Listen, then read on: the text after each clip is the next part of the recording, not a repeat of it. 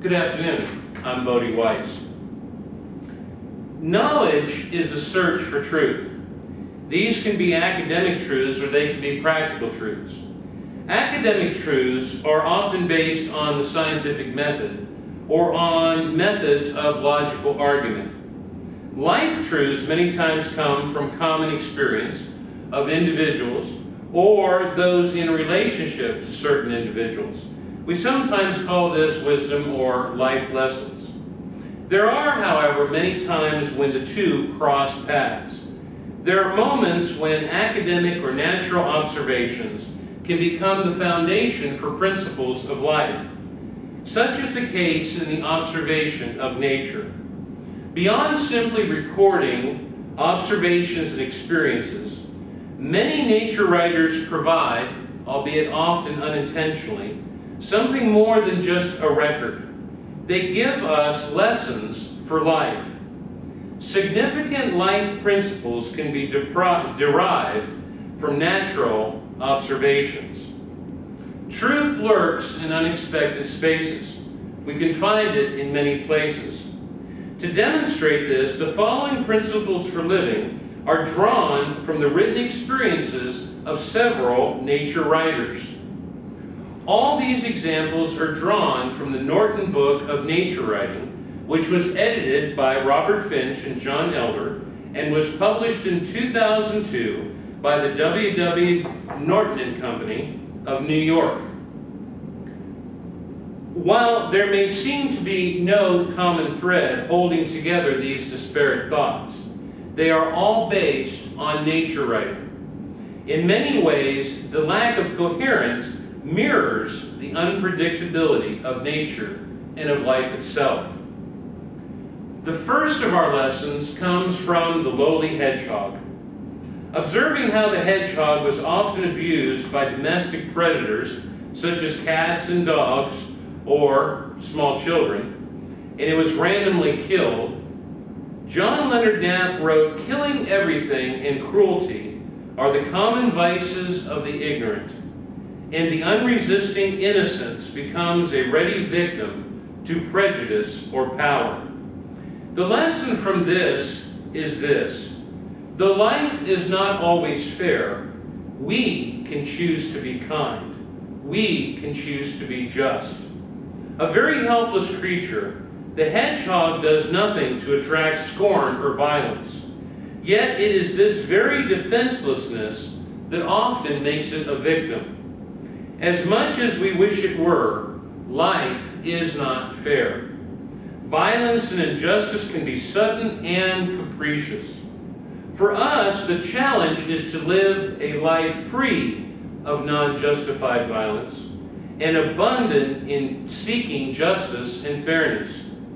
Though the world is not fair, we can choose to be kind. A test of good character is how we treat those who are in a lesser or a subordinate position to us. How do we treat the human hedgehogs we encounter each day? The second lesson comes to us from the writings of Henry David Thoreau.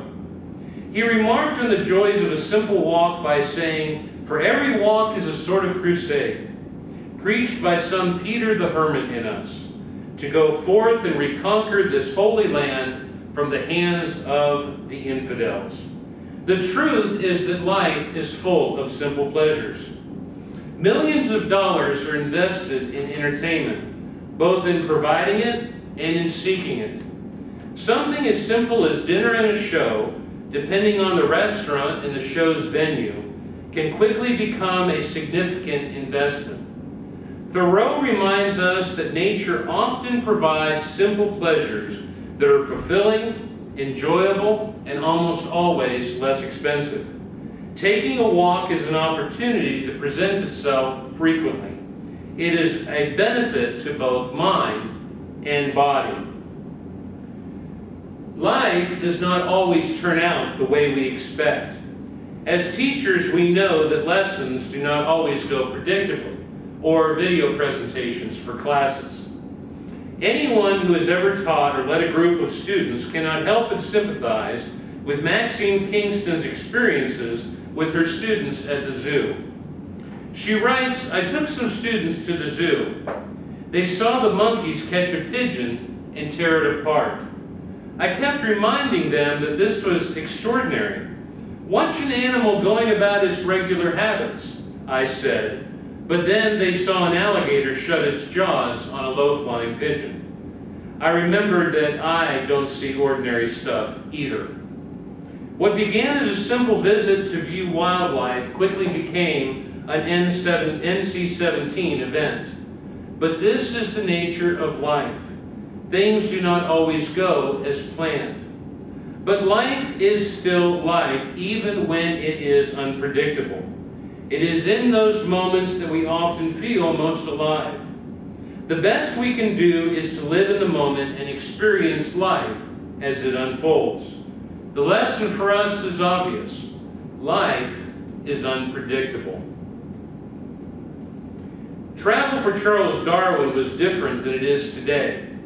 Darwin journeyed to remote areas surrounded by unfamiliar people. He did not have a tour guide, a travel agent, or even a concierge at his disposal. Often he had to travel with people of less than reputable character.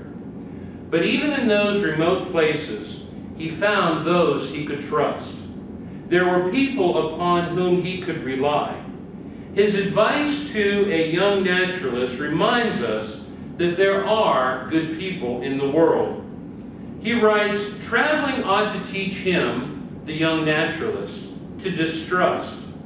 But at the same time he will discover how many truly kind-hearted people there are, with whom he never before had or ever again will have any further communication, who yet are ready to offer him the most disinterested or unselfish assistance. Among the sea of strangers, there were those upon whom he could rely. Our day-to-day life, though seemingly technologically superior, has its own forms of danger. Suspicion can fuel paranoia. But like Darwin, we can discover that there are good souls in the world. There are, as the boy in Cormac McCarthy's book, The Road, would call them, good guys. There are still good guys out there. Writing to the subscribers of Scribner's Magazine about the exploration of the new frontier of the United States, John Wesley Powell began one of his articles with the words, "We are now ready to start our way down the great unknown." He was referring to the Colorado River. Though we are unlikely to physically venture to an unknown geographic region, the truth is we are all on a journey into the unknown, whether we know it or not. This would be a fitting way to begin our days as well. As much as we would like to believe that we can pre-plan our existence, the unexpected can occur at any time. A global event, a turn in the weather, or even a text message can change our lives in an instant. Each day is an adventure of sorts, a journey into the unknown. We can plan, but we cannot control.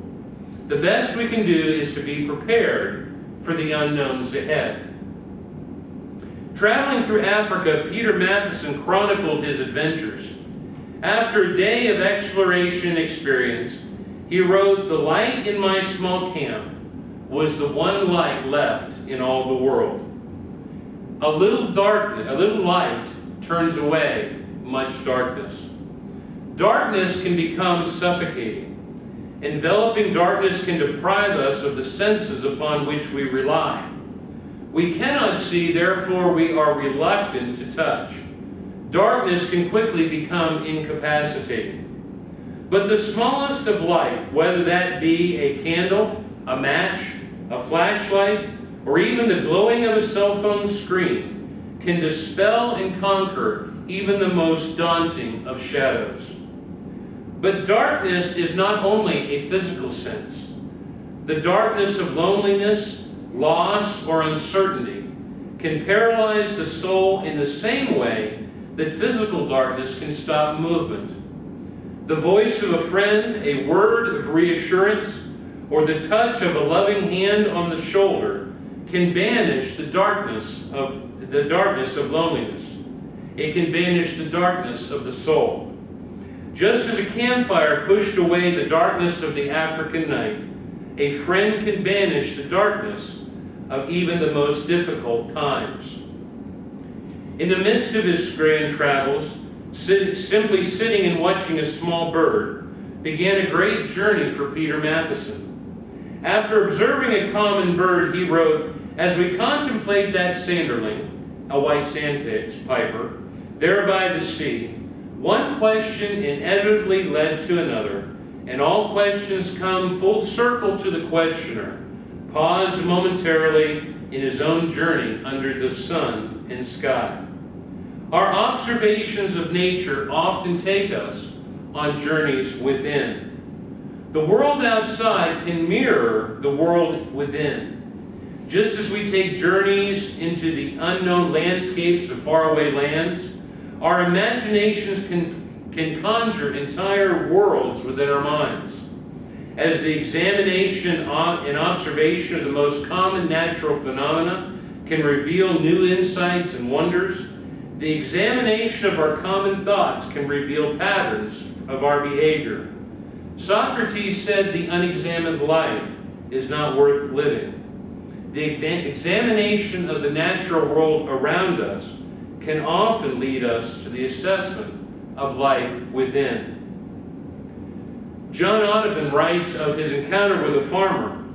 The farmer's flocks were being decimated by wolves. They were doing what predators do: prey. The farmer said that the wolves were very abundant that autumn and had killed nearly the whole of his sheep and one of his colts, but that now he was preparing to pay them off in full. The truth is that wild animals are by nature untamed. Panda bears and hippopotami are adorable to watch, but they can be dangerous. Wild means untamed. Observing nature requires that we respect the creatures we encounter. They are not playthings for us to caress. They are creatures which we can observe, yet we must respect.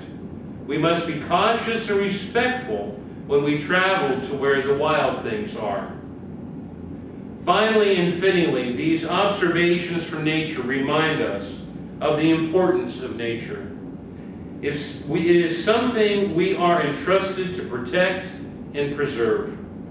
Although Leopold wrote, "Conservation is a state of harmony between men and land."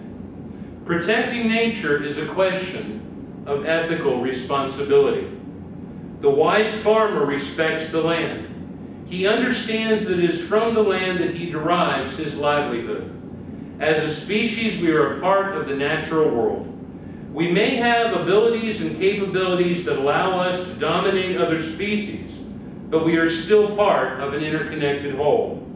This is not to say that the use of natural resources is wrong, but it must be done with deliberate consideration of the impact on others and the effect on future generations, who will also be a part of the natural life cycle. We are not only a part of nature, but we learn from it as well. There is some knowledge that we gain for its own sake. There may be subjects that interest us and we simply learn for the joy of education. But not all learning is meant to simply increase our intellectual firepower. We demonstrate most effectively that we have learned when the knowledge we gain is translated into our lifestyles. Nature writing, far from being an esoteric genre of natural observations, has the potential to both increase our understanding and to better our existence. It contains truths that are worth incorporating into our lives. Thank you very much.